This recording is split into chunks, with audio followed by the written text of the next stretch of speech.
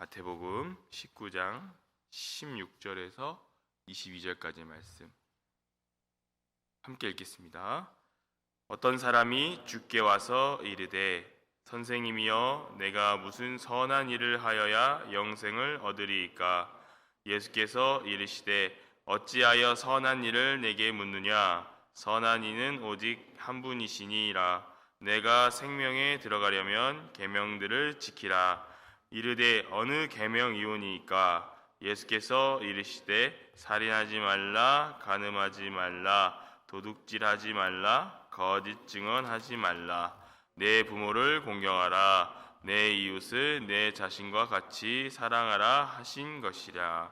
그 청년이 이르되 이 모든 것을 내가 지키었사온데 아직도 무엇이 부족하나이까?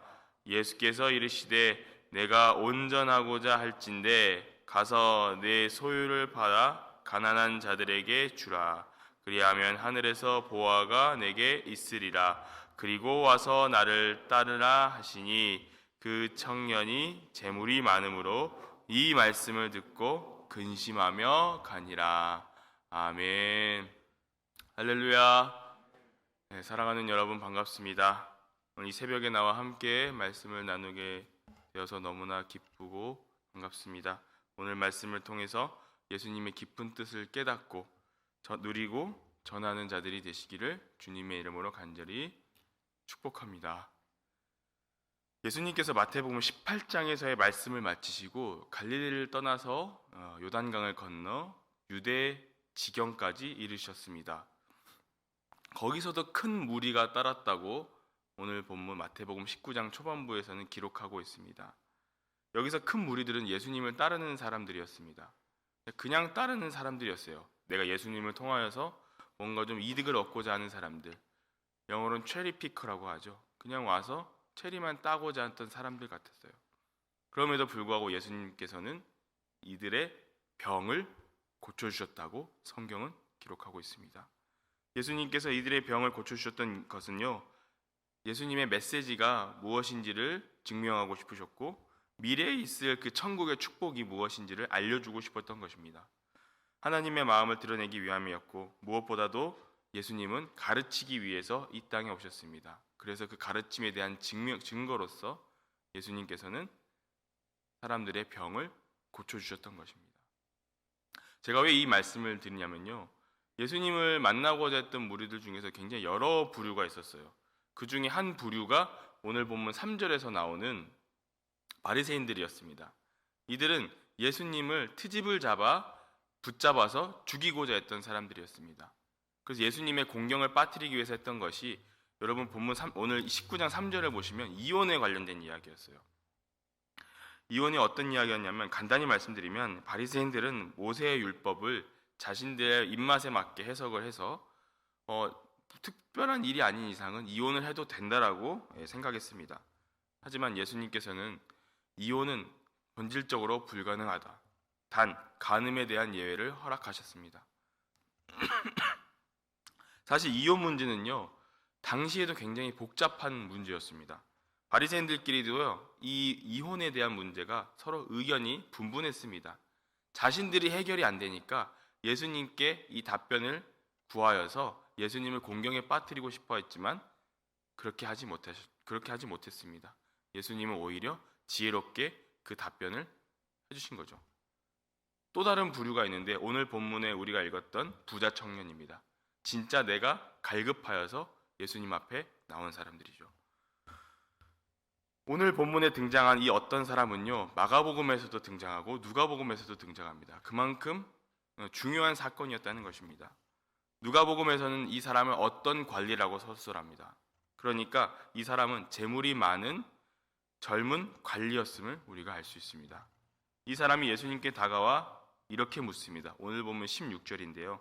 어떤 사람이 주께 와서 이르되 선생님이여 내가 무슨 선한 일을 하여야 영생을 얻으리이까?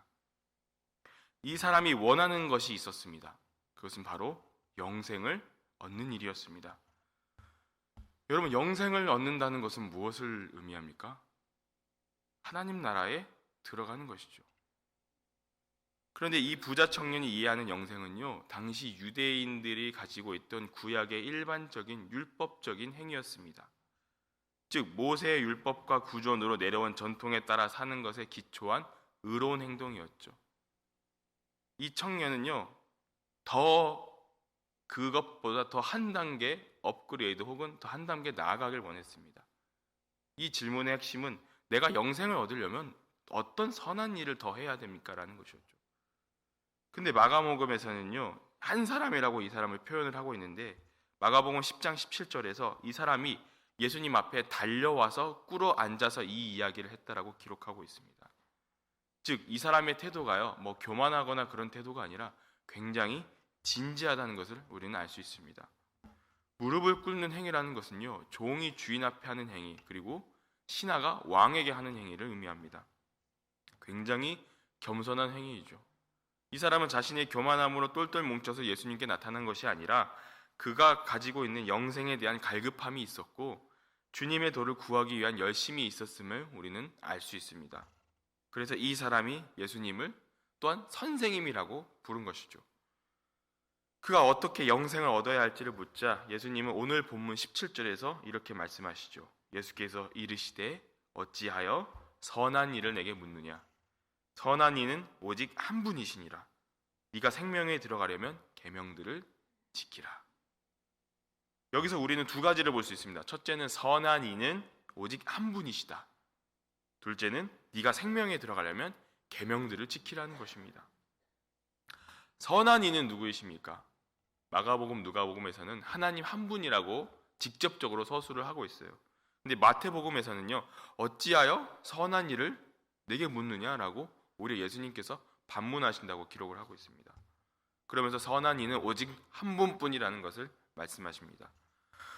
물론 우리는 이 세 복음서, 마태복음, 마가복음, 누가복음의 이 대조를 통하여서 이 선한 분은 오직 하나님 한 분이라는 것을 우리는 알 수 있지만 궁극적으로 왜 예수님께서 이렇게 부자 청년에게 대답을 하셨냐는 거예요.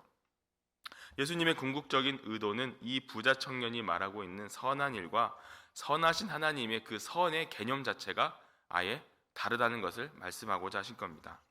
이 부자 청년은 선한 일의 종류가 무엇인지를 궁금했지만 예수님께서 말씀하시고자 했던 것은 선하신 하나님께서 기준이 된다는 것 외에는 그 어떤 것도 필요 없다라는 것입니다. 쉽게 말씀드리면 하나님 한 분이면 충분한데 뭘 굳이 선한 일을 네가 찾고자 하느냐. 이것이 주님께서 그 부자 청년에게 하고 싶었던 메시지였죠. 두 번째로 예수님은 이 청년에게 네가 생명을 얻으려면, 즉 영생을 얻으려면 계명들을 지키다라고 얘기합니다. 근데 이 계명들이 오늘 본문 18절 19절에 나와 있습니다. 여러분 보시면 살인하지 말라, 간음하지 말라, 도둑질하지 말라, 거짓 증언하지 말라, 내 부모를 공경하라, 내 이웃을 내 자신과 같이 사랑하라. 자세히 보시면 여러분 구약의 출애굽기 20장하고 신명기 5장에 나오는 10계명의 일부 계명들이에요. 사실 이 계명들은요 부자 청년에게 굉장히 익숙한 계명들이었습니다. 어릴 때부터 이것들을 공부를 했고 어릴 때부터 몸으로 익혔고 그거에 관련된 모든 조항과 율법의 준수를 다 했다는 거예요. 그거 이외에도 부자 청년은 이거 말고 다른 게 없냐라고 묻고 싶었던 거예요. 18절 전반부에서 이렇게 얘기하죠. 어느 계명이오니까라고 물었던 이유가 바로 그것입니다. 지금 본인이 가지고 있던, 본인이 공부했던, 본인이 준수했던 그 율법들 말고 다른 계명들이 또 있냐라는 거예요. 사실 당시에는요, 이 바리새인들이, 유대인들이 이 율법에 대해서 율법 위에 수많은 조항들을 자그마하게 디테일하게 붙여놨어요. 그리고 이 율법의 조항들에 대해서 역시 부자 청년은 알고 있었죠. 율법에 대한 지식은 이미 엘리트 수준이었습니다. 그러니까 관리가 되었죠. 그러나 이 청년은요, 영생에 대해서 너무 갈급했기 때문에 자신이 모르는 또 다른 무언가가 있겠지 하면서 예수님을 찾아왔던 것입니다. 하지만 예수님의 대답은 오늘 본문 18절 19절에 나온 것처럼 하나님께서 기본적으로 말씀해 주셨던 그 기본적인 계명들이었어요. 예수님께서 이 계명을 알려주신 이유는 지금 주신 율법의 핵심이 무엇인지 돌아보라는 것입니다. 이것은 율법의 여러 조항들을 모두 낱낱이 그걸 지키는 것을 원하는 것이 아니라 죽기까지 자신의 모든 것을 다른 사람을 위해 내어주신 하나님의 본체 예수 그리스도의 삶을 따르는 것임을 예수님께서는 알려주고 싶으셨던 것입니다. 즉 율법의 계명이 중요한 게 아니라 그 계명을 주셨던 하나님을 진짜로 믿으라는 것입니다. 그리고 하나님께서 보내신 독생자 예수 그리스도 나 자신을 따르라고 궁극적으로 말씀하고 싶으셨던 거죠. 그런데 이러한 예수님의 답변은요, 사실 이 부자 청년에게 그런 큰 임팩트가 없었어요. 왜요? 이미 다 자기가 알고 있던 거였거든요. 그래서 본문 20절에서 청년은 이렇게 고백하죠. 그 청년이 이르되 이 모든 것을 내가 지키었사온데 아직도 무엇이 부족하니까. 누가복음에서는 이 부자 청년이 내가 어려서부터 다 지키었나이다라고 기록합니다. 이 부자 청년은요, 아까 앞서 말씀드렸듯이 이미 어렸을 때부터 이 율법들을 다 공부하고 몸으로 지켰고 준수했던 사람이에요. 그러나 이것은요, 예수님의 관점에서 봤을 때는 외형적인 모습이었습니다. 구약의 율법을 준수한다고 했지만 여러분, 제가 앞서서 말씀드렸던 이혼 논쟁 기억하시죠? 마태복음 19장 3절에서 나오는 그 이혼 논쟁. 바리새인들조차도 그 이혼 논쟁에 대해서 서로 의견이 분분했습니다. 의견이 분분했다는 이야기는 무엇을 의미합니까? 자신들이 만들었던 조항 자체가 불완전하다는 것을 의미하고 있는 거예요. 율법의 조항으로도 도저히 해결이 안 되는 부분이었다는 겁니다. 결국 그 말은 율법의 준수로는 한계가 있다는 것을 예수님은 알고 계셨던 것이죠. 이 부자 청년이 이야기하는 본문 20절에서 내가 무엇이 더 무엇이 부족하니라고 의문을 던졌죠. 이것을 영어 성경에서 이렇게 번역합니다. What do I still lack? 여전히 내가 부족한 게 무엇입니까? 직역하면 이렇게 번역할 수 있어요.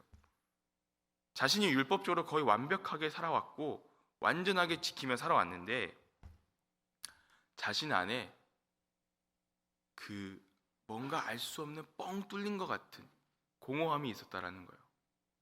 나는 열심히 살아왔고 난 율법을 정말 지키면서 살아왔는데 내 안에 뭔가 갈급함밖에 없고 공허함밖에 없다는 것을 예수님 앞에 나왔어요. 하지만 예수님도 원론적인 이야기만 하니까 이 청년은 내가 뭘 어떻게 더 해야 됩니까? 라고 오히려 예수님께 반문하고 있는 것이죠. 그러자 예수님께서 이렇게 말씀하시죠. 오늘 본문 21절입니다. 가서 내 소유를 팔아 가난한 자들에게 주라. 그리하면 하늘에서 보화가 내게 있으리라. 그리고 와서 나를 따르라.